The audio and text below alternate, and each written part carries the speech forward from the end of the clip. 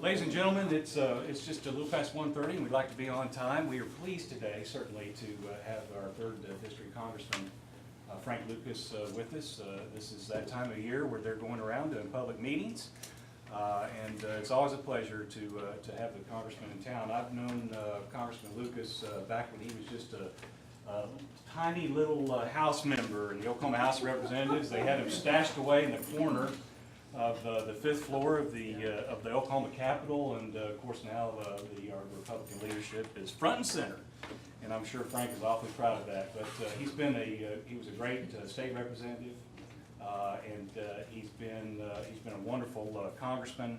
What I think, depending on where you shake out, the one thing I think we can all agree with is he's always made himself available to both public criticism and public respect. And Congressman, it's nice to have you in Perry, Oklahoma, and welcome. Thank you, Mr. Mayor. Chuck remembers the days back when I was a freshman and sophomore in the state legislature, and even in my 3rd term, I served as a state house member for 5.5 years. In those days, we were in the political minority, so the political minority was up on the 5th floor. And my office was a state treasurer's vault. And think about when the state capitol was built, completed in 1912, a different world, different banking situation. The state of Oklahoma kept a certain amount of cash on hand behind those vaults. But the vault door was gone, but it was a concrete box with no outside windows. And the top of the vault door was right about here. So only a couple of times in the course of 5.5 years did I bung myself thoroughly.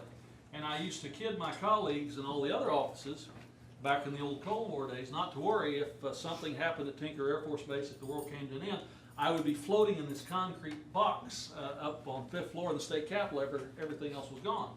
It was the greatest tornado bomb shelter of all time. That said, though, thanks for coming today. I'm a great believer in these town meetings, and some of you have been to these town meetings before, and I see a few new faces. The way I like to conduct my town meetings is to spend a few minutes talking about the things going on back east in the nation's capital that affect all of us here at home, and then basically throwing the floor open at that point and talking about what you care to talk about. Having a 32 county district, almost half the landmass of the state of Oklahoma, and being in session about 9 months out of the year these days, that's the congressional schedule, even though I come back and forth every weekend. This is the one way these 50 town meetings, while I wasn't able to get 50 done last year because of the Farm Bill process. Oh, by the way, we're still doing a Farm Bill this year. I am a believer in the chance to look you in the eye and have you look me in the eye.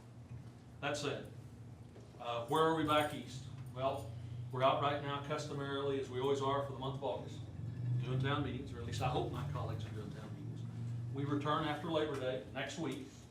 Of the many things that we need to do, things we're going to touch on today, the first and foremost, in some ways, from a responsibility perspective, is that the House needs to finish and Senate needs to finish the appropriations process. The 12 bills that fund the multi-trillion-dollar federal government, everything from defense to agriculture, transportation, the federal part of education, all those things. As of this moment, we've completed 4 of the 12 bills in the House. I think the Senate's done 2, but maybe just 1. Under normal order, we should have done 12 bills in the House, 12 bills in the Senate. We should have most of them through the conference committee to work out the differences. And part of them should be signed into law already, and the rest signed into law by the end of September. That's not going to happen. So what does happen when we go back? Well, what I suspect you'll see next week is something we refer to as a CR, a continuing resolution. It will fund the federal government. I don't know whether it will be till the last day of this year, December 31st. It may fund the federal government to December 1, but it will fund the federal government from October 1 to that point, probably at this year's spending levels. And that'll give some breathing room to finish the process. Now, the appropriations effort is kind of a microcosm of the challenges we face in the whole body this time. What do I mean by that? Well, you have three different perspectives on spending levels. You've got the House that would like to spend at sequestration levels. That's previous spending less. You've got the Senate that would like to spend at previous levels plus a little bit. You've got the President who has a higher spending priority number. So you've got three different sets of numbers. And essentially, the two legislative bodies and the executive branch don't agree. And that's why we've not been able to work out these differences. It's a legitimate difference, perspective on how to spend your taxpayers' monies. But it has to be sorted out. You have to fund the federal government. There's one other issue that ties into this, and that is the debt ceiling. Under law, the maximum number of IOUs the Treasury can sign in your behalf, yes, taxpayers, those obligations are your obligations all, and mine too.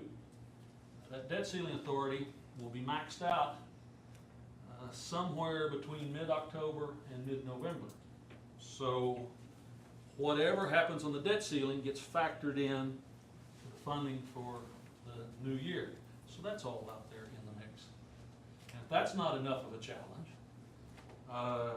and I don't know that in any particular order we can discuss these, but there are several things out there. The immigration bill, a very hot subject. The United States Senate has passed a version of what they refer to as comprehensive immigration, put together basically by 8 senators working together, kind of moved through committee and across the floor in a hurried process, but an understanding put together by 8 senators, in all fairness, in a bipartisan way. The key phrase there, if you care about this issue, the key phrase in the Senate bill is pathway to citizenship.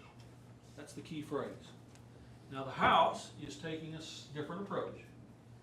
The House is going through what we would refer to as regular order. Chairman Goodlatte, chairman of the Judiciary Committee, ironically my Republican predecessor as chairman of the Ag Committee, chairs the Judiciary Committee. And what they've chosen to do is take the entire subject matter from security, border security to status, all of these things in between, and break them up into slices. And through the regular committee process, they're going to work on slice by slice by slice. If they can achieve consensus in one slice or in it all, then we will see their work product come to the floor. Will it be part 1, 2, 3, 7, and 6? Or will it be the whole thing? I don't know. But Chairman Goodlatte says where agreement can be achieved, consensus, they'll come to the floor. But here's the phrase you need to remember, besides regular order. The phrase you need to remember is where the Senate uses the phrase pathway to citizenship, the House uses the phrase pathway to legal status.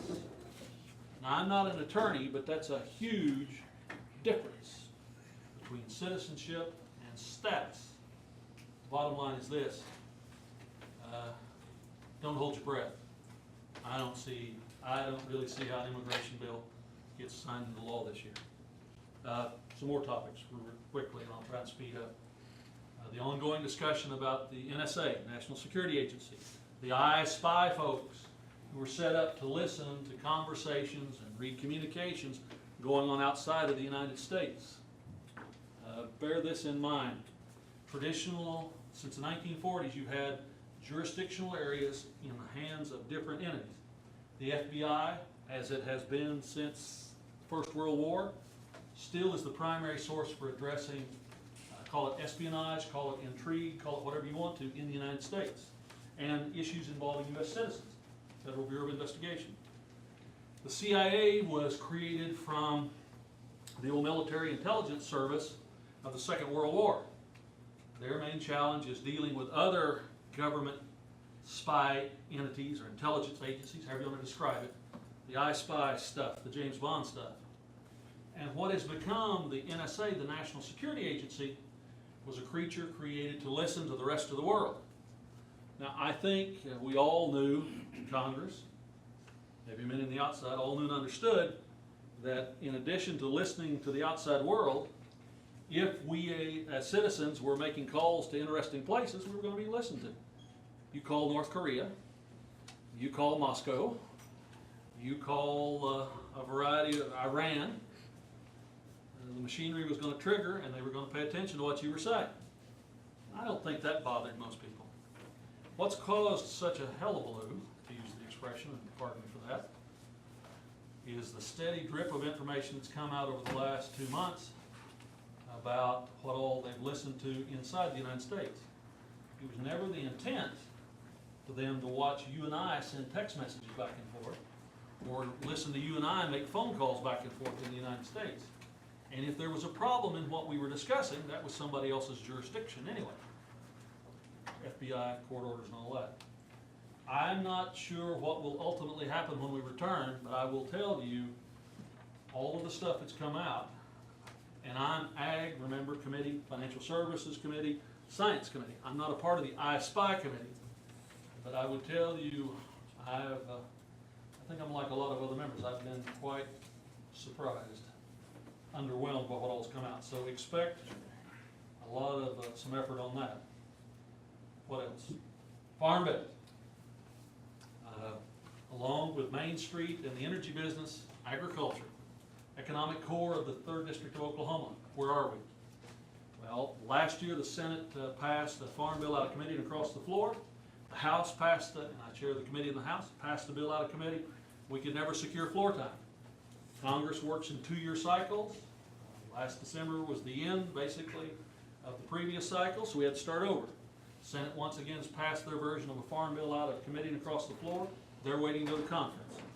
We in the House passed our version of a comprehensive bill out of committee, bipartisan support, a bill that, like all bills coming through the United States House last session, this session, it spends less money. $17 trillion national debt, 4 years of $1 trillion deficits in a row. Spend less money when you don't have it. You're supposed to. We passed a bill that would reduce the next 5 years farm bill spending by $40 billion compared to the previous farm bill. Part of that savings, $20 billion, comes out of the commodity type. The end of the old direct payment program. Reduction in authorized acres in the Conservation Reserve Program, CRP, from 32 to 24 million, which reflects what the Renewable Fuel Standard is doing to market planning decisions related to corn. Land is coming out of those voluntary 10-year contracts, going back into production. Savings there. Big focus of the commodity title shifts us from the direct payments as the safety net to either what the corn folks in the Midwest call shallow loss crop revenue, or what the rest of us, the choice we want to provide in the House, price protection, give you an option. But the point is, you pay for the coverage, you only benefit from it if prices are low or weather's bad. You don't get money every year, as in the case of the direct payments. You only get it when you have a problem, and you pay for it to be a part of the program. Nutrition side, $20 billion savings there. That's achieved by making fundamental changes. How do we do that? There are a couple of things that some folks would call loopholes left over from the 1996 Welfare Reform Act that simply the committee closes. For instance, our friends in the Northeast have something they call LIHEAP, heat and eat. They will help pay for your home heating in the wintertime. Half a dozen states have used that system to say that they will in effect mail out $1 home heating oil checks to trigger a month's worth of food stamps. Now, I don't use home heating oil, but I bet $1 would be somewhere between a cup and a pint of home heating oil. Some would define that as mining the U.S. Treasury. So in the House version of the bill, we say, okay, northeastern states, if you want to do this, that's fine, but instead of $1 to trigger this, you've got to put $20 in. Congressional Budget Office estimates that changing from $1, and by the way, it costs more than $1 to send out $1, $1 to 20, will cause the expenditure on LIHEAP to go from $10 billion a year to $2, save $8 billion. Another fundamental area in the bill. Under a section of the 96, or interpretation of the 1996 welfare law, 40 states use what they call categorical eligibility, CAT-L. If you qualify for a federal welfare benefit, just think of TANF, something like that, then under CAT-L, you automatically qualify for a month's worth of food stamps that apply. What we say in the House is, no, you can't do that. No more automatic food stamps. Come in and show us your income and show us your assets. Show us you qualify into the program, we'll help you. But you gotta come in and you gotta show us. The bill also ends USDA's advertising of food stamps in the United States, but most importantly, it ends the advertising of food stamps in foreign countries. Did you know we advertise food stamps in foreign countries as being available? It brings that to an end. Now, the bill passed out of committee, bipartisan majority. Majority of the Republicans and the majority of the Democrats voted for it. We went to the floor, and on the floor, an open process, my colleagues decided to help me, and they added some more amendments to the bill. One of which was to say that, as we do in Oklahoma, states explicitly have the right to engage in drug testing for food stamp benefits. So, if a state wants to, they can require you pass a drug test to qualify for the stamps. I believe we've started that process in Oklahoma, haven't we? On the state level already. Passed overwhelmingly. My liberal friends didn't like it at all. Got excited. Then there was a second amendment offered on the floor and adopted, which actually was patterned after a Senate amendment, which was adopted in the Senate Farm Bill, which says, if you have been convicted of certain felony crimes, rape, murder, heinous stuff, then you will not be eligible for the rest of your life for food stamps. Now, we can argue about whether that is morally correct or not. There's some discussion that's legitimate in that regard, but the House voted to include that. My liberal friends got more excited. And in the final amendment that blew the whole process up on the floor was an amendment to say that able-bodied men and women without dependents, able-bodied men and women without dependents would have to work, or states would be able to require that folks work 20 hours a week at something to qualify for their benefits. And that just sent it up the wall. Now, when we had a recorded vote, ironically, I knew my liberal colleagues couldn't vote for a bunch of that stuff. I just knew that. That was all right. But the thing that brought the bill down, the comprehensive bill in that form, was the fact that 62 of my fellow Republicans who voted for every one of these amendments wouldn't vote for the final bill. If you're going to help me, don't help me part of the way, help me all the way. Wouldn't vote for the bill, so we lost it. So we came back 3 weeks later with an effort to do something that's not been done since the 1960s. And that is, we passed a farm bill. No food stamps, no social nutrition, just the commodity title, rural development, ag research, conservation, farm credit. So now, when we go back next week, majority leadership in the House would like to have a freestanding food stamp bill.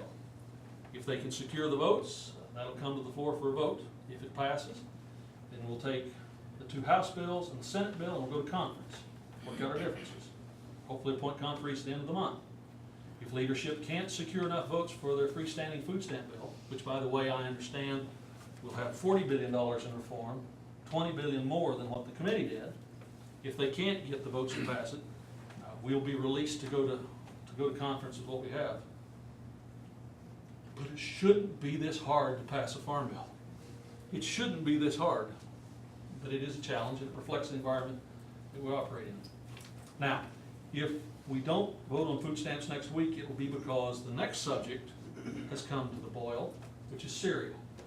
And my understanding is that when we return on Monday, that in essence will occupy all of next week, above and beyond all else. The resolution that the President would like to have authorizing his ability to use military action in Syria. And that's been the liveliest topic on my phone calls and the town meetings the last few days. I await your statements on that. But I'll say this. What I've told the media in the last 2 days is I want to hear what my folks say in the 6 town meetings that we're doing this week, 3 yesterday and 3 today, including this one. I want to go to the briefings next week behind closed doors and see their evidence, see what they have proposed to do. I am very leery about this. So if you, my fellow citizens, think we should be involved in this effort, and don't get me wrong, Assad is a pretty tough dictator, and I really don't doubt for a moment he used chemical weapons on his own people. But if you think we need to do this, you need to be real persuasive, real quick. You just need to be. And with that, let's talk about what you want to talk about. Let's go around, give everybody a chance. We'll go again. And if I don't know the answer to your question, and yes, as my wife would tell you, that's more frequently than you realize. We've got pencil and paper. We'll get you an answer. We'll go to the lady and then we'll go to the gentleman. Okay, well, I'll go first. We got time for all of you. I commend you for not being caught gambling on the cell phone, you know, so. Thank you. I'm a self-employed person, and the federal government is just spending us in the poorhouse. I am breaking my back, I work 16-hour days and have for a long, long time. And I am getting tired of them, you know, I don't mind paying my fair share, but I do not like seeing them squander it. And I know that you're working hard to shut some of that down. But I think I worked at Tinker for years ago, and I noticed that their mentality was, well, we're gonna spend it all this year, because if we don't, we won't get as much next year. Now we need incentives so that they're gonna save. Okay, that's the second part of my question, or my statements are that on the food, if that, I don't, let's see, I can't even read my own writing. No cigarettes, no beer, and no trading the stamps. And the third thing on the war issue, I don't want us to be going over there to be helping out the Muslim Brotherhood. Do we know who our enemy is? Egypt is a prime example. You know, I'm not even sure how that came out, because I'm so busy working, I don't have time to kind of follow this stuff like I need to. But anyway, that's kind of, I think you're on the right track to try to kind of get control of the food stamps and the things that, the fraud, waste, and abuse. That's what I'm concerned about. So anyway. First on the spending. This epic struggle over how to fund the federal government for the rest of the new bookkeeping year is going to be an epic battle. I mean, there are sincerely three different perspectives on how much to spend or not spend. And how it ultimately comes out, I can't say for sure. I don't like shutdowns. I don't like disrupting the order of business or government for that matter. But I don't know how, short of a confrontation and the American people deciding which way to go, I don't know for sure how we come out. But at least I will say this in the House return, like the Farm Bill. If I hadn't come up with a way to spend $40 billion less than the previous one, they'd never let me on the floor. I mean, they just wouldn't let me on the floor. And that's where we're headed. On the nutrition stuff, let me say this too. Part of achieving that consensus in committee that got me a majority of the Republicans and a majority of the Democrats to vote for it. And that's kind of hard to get done these days in the poison water well I operate in up there, if we do. You had to demonstrate in good faith that while we were trying to save money, we were doing it in a way that would not hurt any person who legitimately needed help. The phrase I've used back east is not take 1 calorie off the plate of one person who qualifies. I will admit this to you, a lot of this automatic food stamp stuff, I don't know that the CBO is scoring correctly. Because the folks who qualify and need help, if the automatics go away, they're going to fill out the paperwork and they're going to get the help they need. I don't know that it will be as big a savings as the Congressional Budget Office says, but I do know, in the budgets we operate in, making sure the help gets to the people who it was designed to help is legitimate. I mean, we don't want anybody to go hungry. We don't want anybody to die in the gutter. But by the same token, we want to make sure we help the people who qualify. I think we've achieved that. Now, on the floor, my 62 colleagues who wanted to make my bill a whole lot better and wouldn't vote for it in the end, that's maddening. If you're going to help me, then legitimately help me. Don't just swat a hornet's nest and run away. Just don't do that. But that's where we are. But we'll sort that out. When it comes down to the nutrition number, $4 billion in the Senate basically saves $4 billion by saying in the Heat and Heat, the Lot of Heat program, instead of $1, you gotta put $10 in. We in the House say instead of $1, you gotta put 20. But that's their savings. They keep the categorical eligibility, the automatic food stamps in place and all that stuff. I don't know when push comes to shove, if the House adopts the $40 billion in changes, and I go to conference and the Senate's at 4 in savings, I've been instructed by the House to say 40 billion. In all fairness, that may require the Speaker and the President and the Majority Floor Leader to come to some common number, because I don't know that I can overcome that. 4 and 40 is a tremendous difference to sort out. But in the commodity title, and I speak this to my ag friends in the room, Senate language, and there were some tweaks done on the floor, thanks to the senator from Mississippi, Mr. Cochran, who's the ranking member of the Republican on the committee. But the Senate bill is very corn and bean oriented. What will work in the I states, Iowa, Illinois, Indiana, won't necessarily work for everybody else. That's why this House perspective of choice is so important. If it's a federal farm bill, everybody needs to be able to participate. It's a safety net to make sure we raise the food we need, and it's a safety net for everybody who produces food and fiber should be able to be a part of it. We'll ultimately get there and sort that out. It's just a challenging time. And pardon the expressions, and maybe you disagree with the definitions, but this is the 3rd year now where you have a very conservative House, by the definitions of the district as a whole, very liberal president, and you've got a United States Senate where nobody has 60 votes, and instead of using the regular process, you have to have 6 or 8 senators get in a corner and agree to something. That's not regular order. The committee process and the floor process, as ugly and sometimes boring as it is to watch on television, is a good process. Make everybody debate and defend and vote and justify their stuff in public.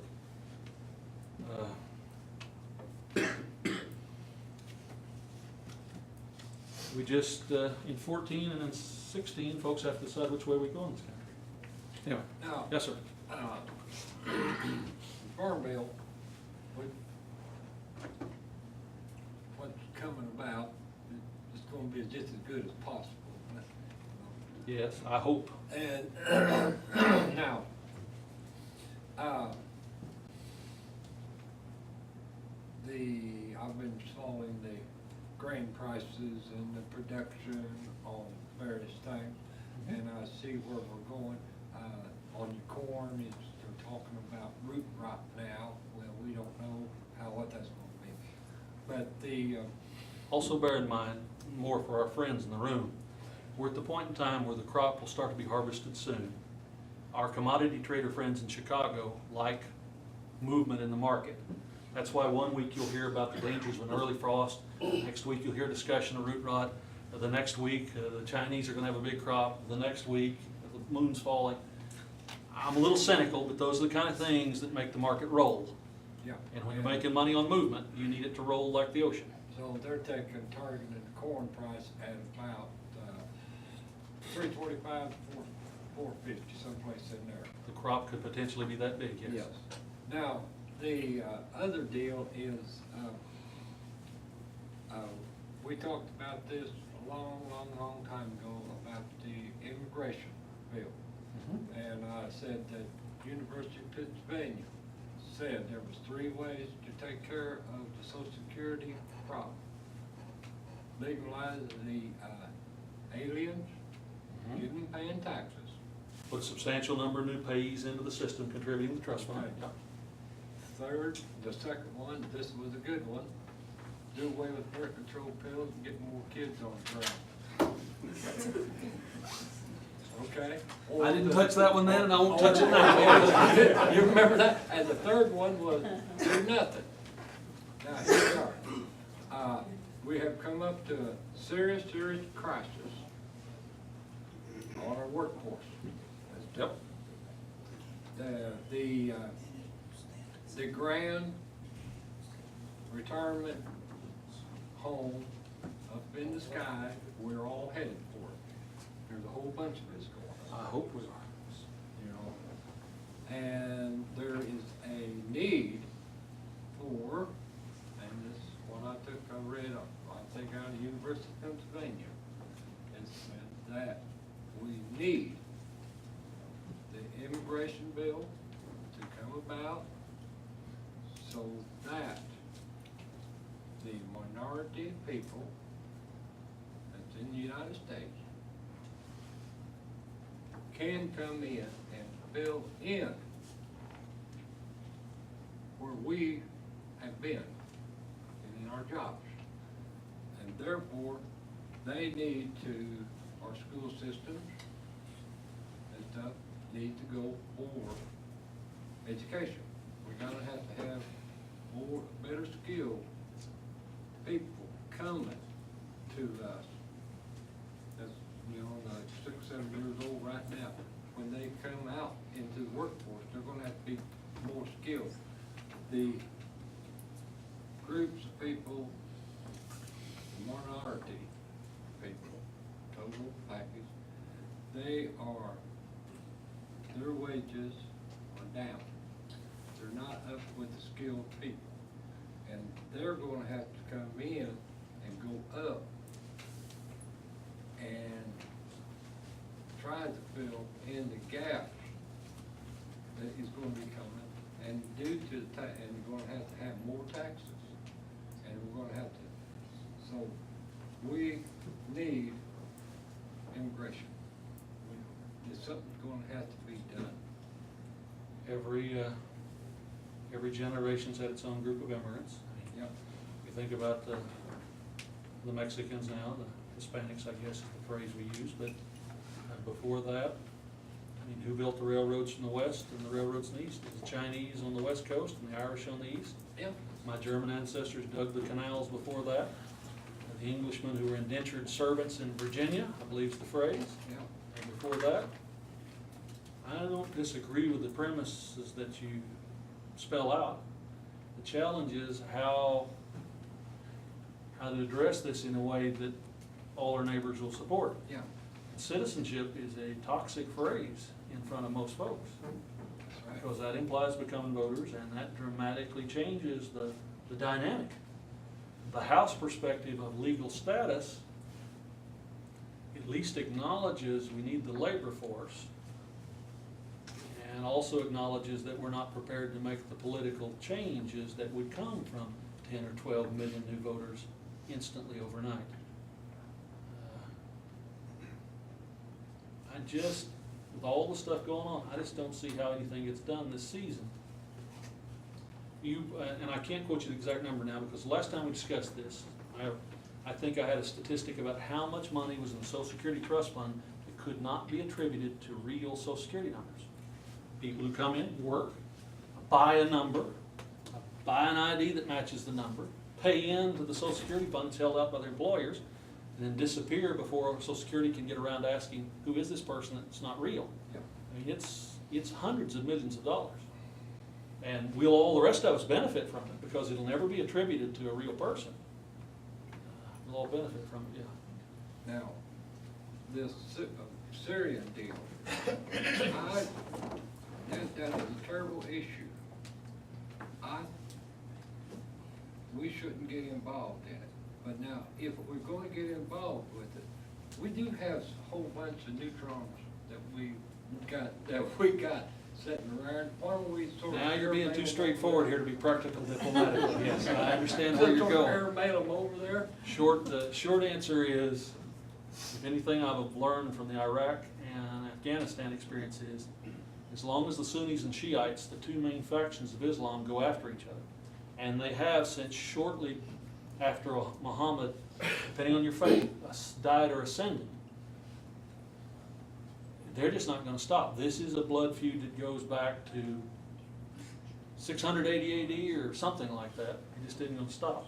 So, and as I said a moment ago, unless you tell me with great conviction that we need to be there, I have a hard time voting to do that. Yes, sir. I agree with you. Mason Bole, I'm a loan officer here and a farmer. In regards to the farm bill, we look at, you talked about target price and shallow loss. We understand now is probably the best time for you to be in there to represent us Oklahomans rather than let the I-states have their way with this. The shallow loss we look at, figuring, return on investment for not only farmers, but for, as a banker, how to project future cash flow. The price, as it moves down, we were at $6, $7 for corn. As that moves down and price inputs don't move down with it, is there gonna be a floor like we had on commodity prices where we had a target price that we were set to go off of?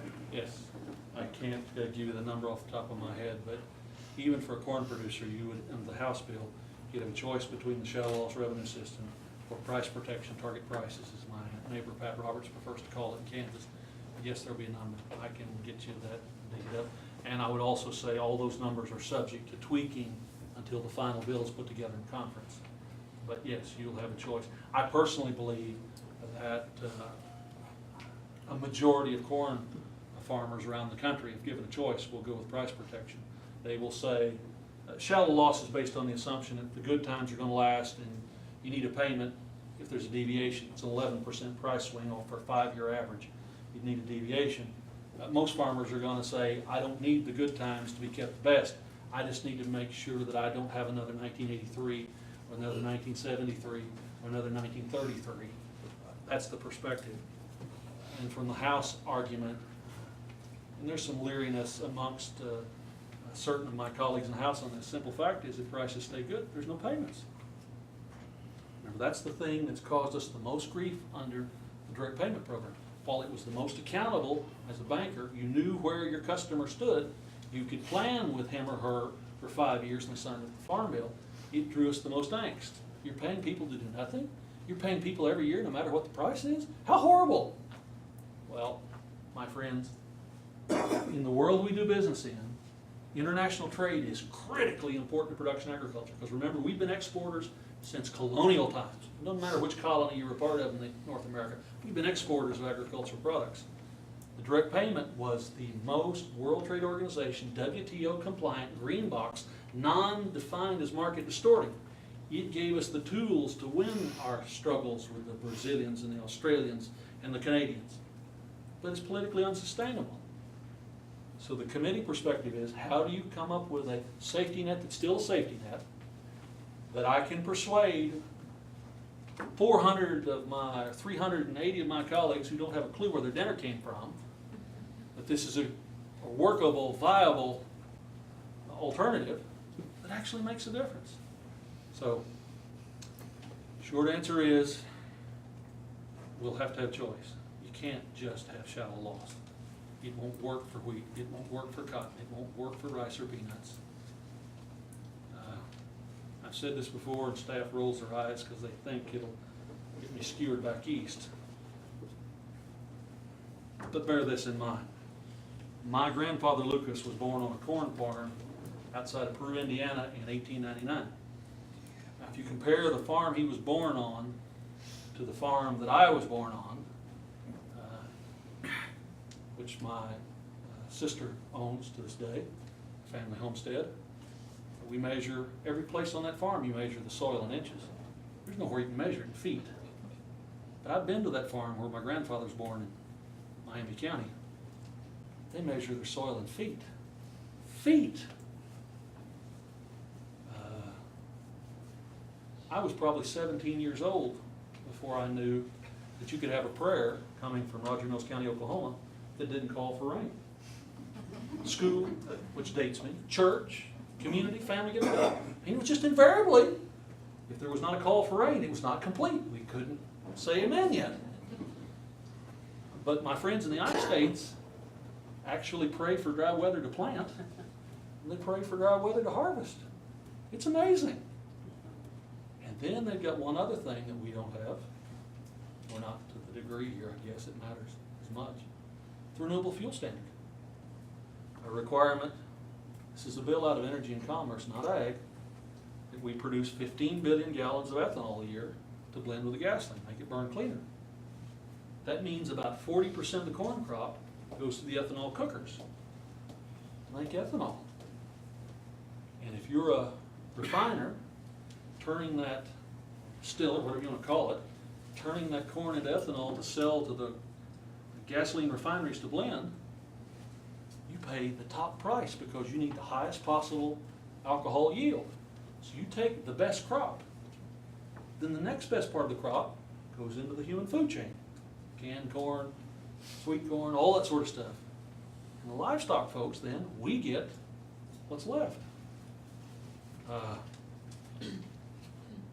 If 40% of the wheat crop went somewhere automatically before a cow or a person entered into the equation, I might have a different perspective. But the RFS is the most amazing government mandate of all time. 40% of the crop. So we've got to write a farm bill that works not only for my friends who have the benefit of the RFS, but for everybody else that doesn't.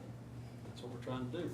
In a way that we can convince a whole bunch of members who don't have a clue where their dinner comes from, they need it.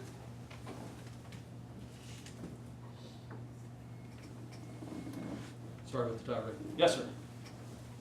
What do you think would be the likelihood that the president is using Syria as a diversion tactic to divert media and Congress's attention away from the real issues that need to be addressed by Congress, and that is so frustrating to we as taxpayers and citizens that we see no progress or nothing being done on things that really matter? And this is the chatter amongst my colleagues as well as the public. I have a slightly different theory on this. I think the president made a tactical mistake by saying some months ago what was or was not acceptable, the proverbial drawing of the line. Probably shouldn't have done that, but he did that. And then when the Syrians so blatantly and egregiously under Assad crossed the line, that he had to do something. But the second part of the equation, I think, is he thought very clearly that he had the authority to do it, and that if one of our allies, let's think of Great Britain, would support that, in effect have a coalition that would bring in the French, then at that point he had the ability to do it. But lo and behold, the English Parliament, right, the British Parliament, reflecting the will of their people, said no, in such a way that the Prime Minister had to basically say, I'm sorry I asked you to do this. And suddenly our ally went away. At that point, I think the President, let me word it this way. I think it is possible at that point that the President realized he'd gotten too far out, and that by turning around and asking Congress to approve might have represented there might be a parachute to escape. Because right now, the elected leadership of the majority and the minority party in the House, ours and these alike, seem to be in support of this. But in my conversations with my colleagues, I don't find anybody, none of us peasants are in support of this, at least at this moment. If we refuse next week to support him, then in all fairness, the President can say, I tried to do the right thing, but Congress wouldn't let me. Maybe that's the real maneuvering going on here. I don't know that to be a fact, but I think that's more likely than this is a grand effort to shift attention on everything else. I think somebody made a mistake, and this is a way to get themselves extricated. Well, give him credit for that. Give him credit for that. Yep, yep. And had the British not voted no, we'd already blasted them unilaterally. I'm an old soldier in the history of wars. We haven't won a war since World War II because we don't follow the two principles of war. One is the military closes with the enemy and destroys by fire maneuver. And then in another way, you must destroy the will of the people and ability to support a war. We haven't done that since World War II. We bombed Japan incessantly, we bombed Germany and the rest of Europe. Firebombed them both, you bet. So just going in there and throwing a few hand grenades is not gonna do it. So I would say no. Yes. I agree chemical weapons were used. I think it remains to be seen who used them. I don't think either side. There may not be any saints there, yes. I don't think we can trust either. So if that resolution comes up, I would ask you, I don't know why Speaker Boehner has already cast his lot, but I would ask you not to go along with it unless in your classified briefings you see absolutely compulsive evidence that says one side or the other deserves it. Because it would be even worse if we if we went after the wrong guy. That's the wrong guy's right. And I would add one observation to that. A demonstrated plan that would show that they not only were going after the right individuals, but that the plan of action would actually make a difference. Absolutely. One other question, if you don't mind, sir. Please. The House has an opportunity to defund Obamacare. Will you vote for that? See what the Please final. state the question. The question is basically referencing, I think, to the coming struggle over spending. There's much discussion back east about using the CR or whatever the funding mechanism is to defund Obamacare. Yes, sir. Fair assessment? My response to that quite simply is, if there's a way to do it that really does it, then yes, I'm receptive to that. My problem is the way they put it together. A huge amount of the funding mechanism is out of dedicated funds from tax sources. Think about the tax on medical appliances that go straight into the administration of the program. It's only a very small portion of Obamacare, if you want to use that phrase, that's funded through discretionary funds. I don't know that you can actually, some of your neighbors in different town meetings just flat out use the phrase kill it. I don't know that you can kill it that way. I'm not even sure you can slow it down that way. But I'm receptive.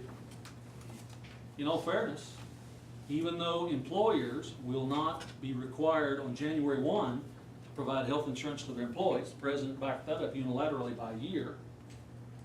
The rest of us, and under federal law, members of Congress will become a part of the exchange. The rest of us are going to participate starting on January 1. So I didn't vote for it. I'd like to spike the monster just the same. We're all gonna be So let's see paying how it plays for it. out. Is there a chance? Are you saying Congress will be under Obamacare? Senators, House members, and our personal staff. White House staff, leadership staff, committee staff, for example. By the way, who do you think writes bills? White House staff, leadership staff, committee staff. But the rest of us are going to be under it. Am I a little cranky about that? Well, maybe I am. It's the classic thing about if you're going to help me, then help you too. And I didn't want to help you in this regard. Gentleman over there in the hat, and we'll come back to the fellow. You think the politicians is ever gonna put them, pick up them IOUs, all that money they took out of the Social Security fund? Well, the beautiful part is, the way the bill was written in 1935, there's really not been a swapping of IOUs. Under the 35 law, every month when there's more money coming into the Social Security Trust Fund than going out, the law says the money has to be used by Treasury, bonds, and bills.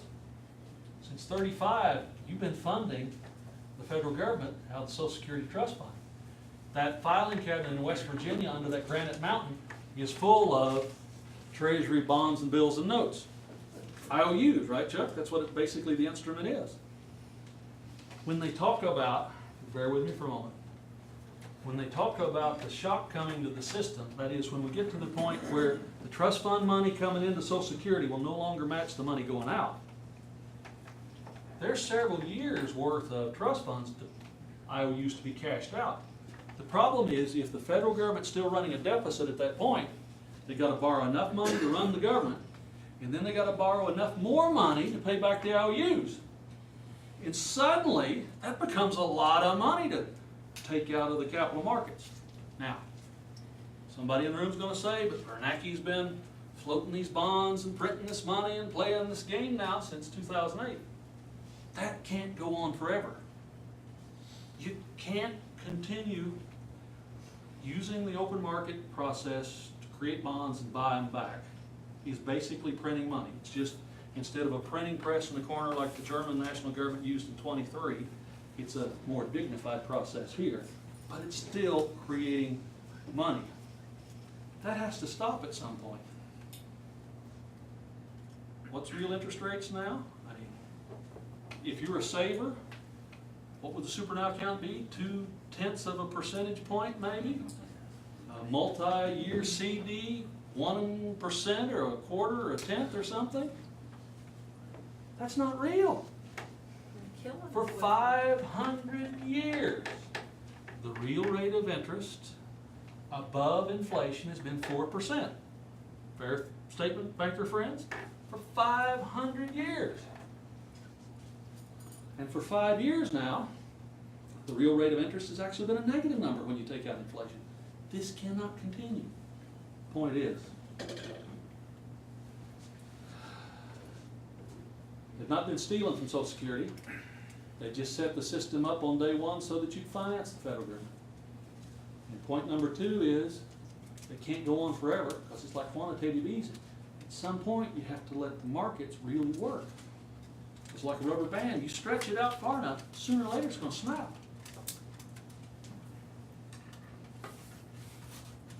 I get letters from Washington DC at least once a week, and they say that we owe the Social Security Fund more money than we owe China. Yes, yes, the public, the part of the debt held by Social Security Trust Fund, the Medicare Trust Fund, the Federal Employees Trust Fund, all these other trust funds, that's the biggest single chunk we owe to ourselves. Now, Chinese have a big old slice off to the side, less than 20%, I think, but it's still a big chunk.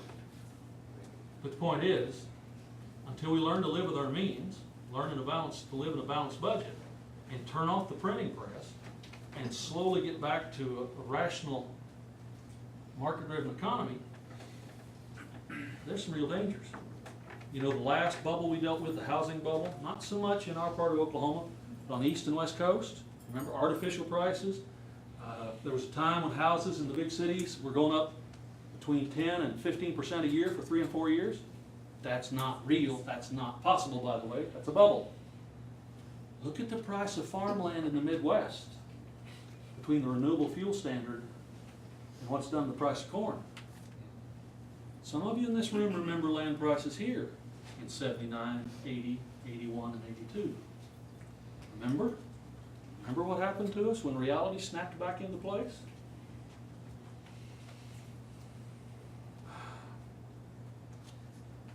Greenspan used to say in committee, I sat on financial services, the thing about a bubble was how do you let the pressure off without blowing the bubble up? Basically, he was saying you couldn't. We've got some issues we have to address. Continuing to do quantitative easing is only putting us in danger on down the road. Yes, sir, on the front one, then we'll come to you. Yes, sir. Yeah, I've been reading a lot of articles, and one of them was where Iran had said if the U.S. does anything in Syria, they will rain missiles down all over Israel, which we all know Israel will go in and wipe Iran basically off the face of the earth and stir up a big war, and we'll be drug in over there anyway. So why are we even considering going into Syria if it's going to, we're getting drug into something that we don't have anything to do with. Sequestered, we can't fund it to start with. We can't support it to second. And we don't have the manpower because we are stripping the U.S. military of personnel, equipment, and any technologies that are coming out faster than they can even figure out what they're trying to do.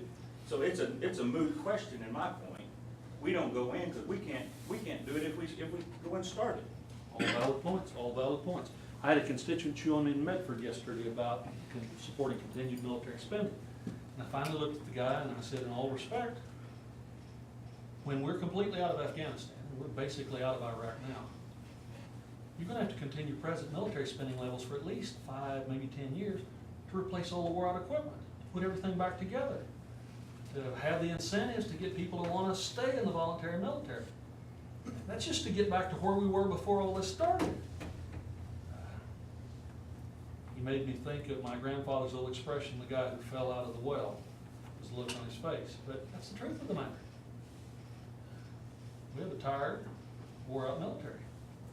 Even when everybody's home from Afghanistan, I think that's coming sooner than later, you still have to put it all back together. But you have to be prepared to go.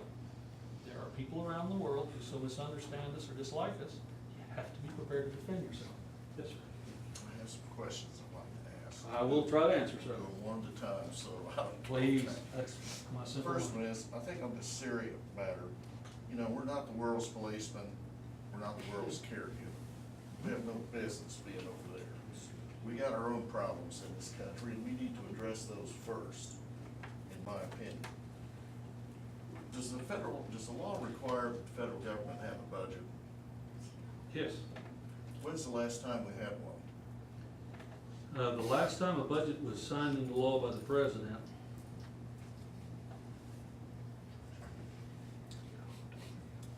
which means both the House and the Senate passed budgets.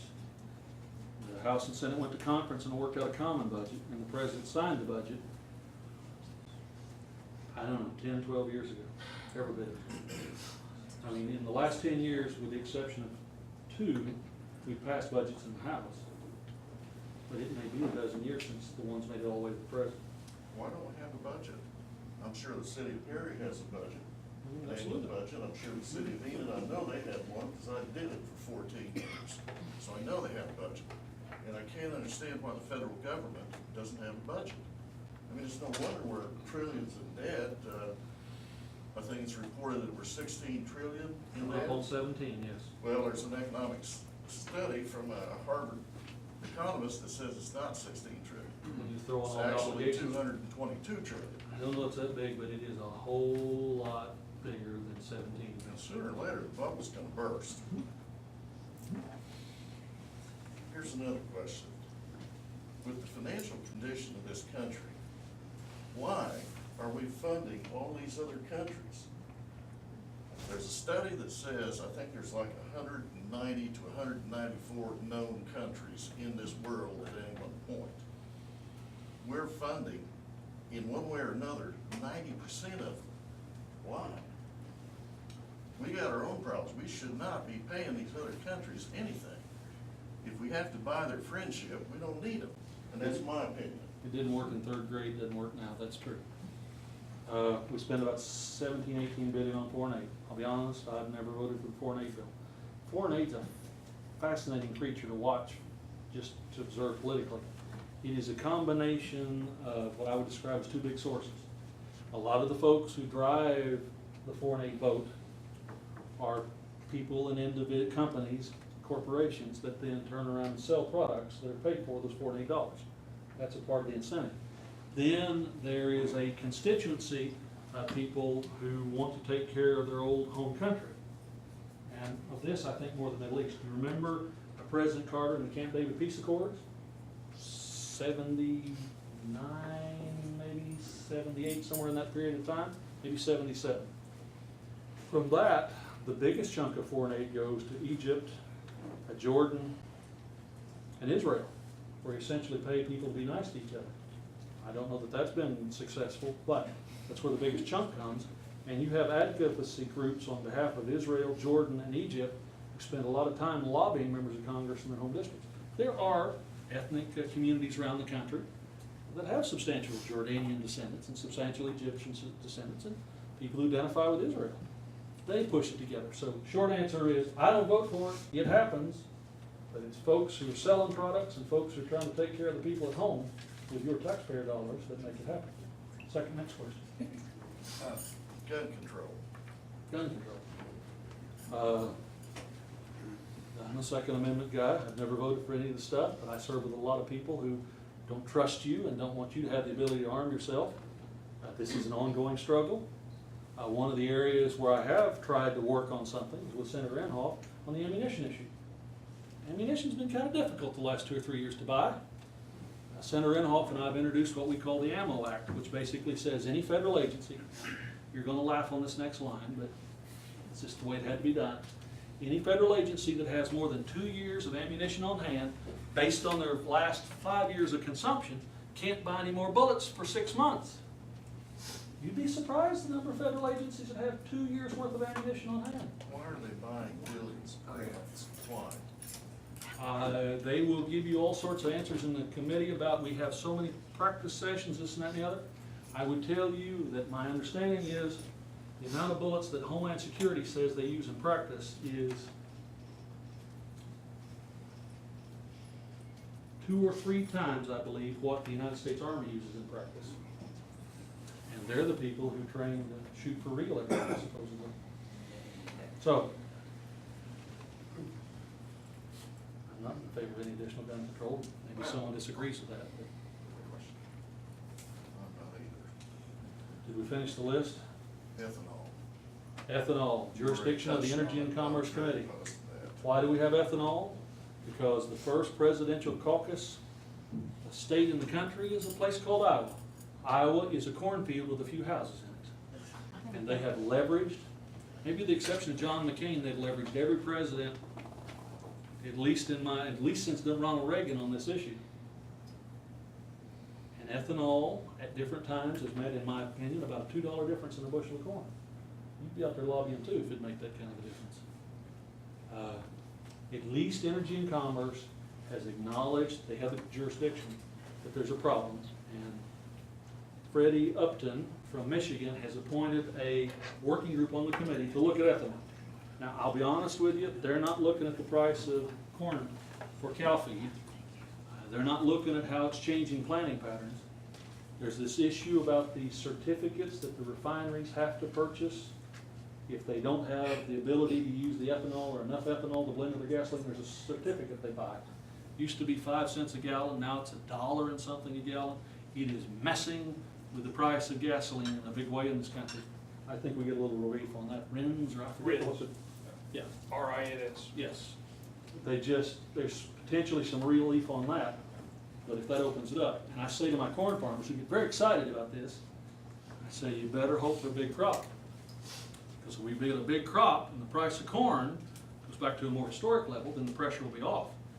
But if you really do have root rot or smut or an early freeze or some pox we're not aware of, and the corn crop would be a failure and prices would go even higher than the $7 corn we've seen a couple times in the last few years, then there'll be a riot. Natural gas, we have got an adequate supply of it. What I'm told, and I don't sit on the Energy and Commerce Committee, what I'm told is the technology that we see being used on crude oil, 3D seismographing, horizontal drilling, fracking, and this is going on in my home community. It's amazing what it's doing out there. I'm told if natural gas was more than $3 a thousand, if it was in a comparable price range to crude oil, and you apply the technology we have developed for crude oil to natural, there wouldn't be enough storage on this planet to hold what we could produce. Yep. That's where we ultimately need to go. My friends, I'm going to Roll, Oklahoma to see what Linda Lucas's assignments are for the rest of the day. I thank you for coming. I thank you for being civil. If you watch some of the YouTube stuff, not all town meetings are civil anymore in this country. I very much appreciate the citizens of Perry listening to each other and tolerating me. That's probably the way to word that, actually. Thank you again. Thank you, Mayor, for the facility.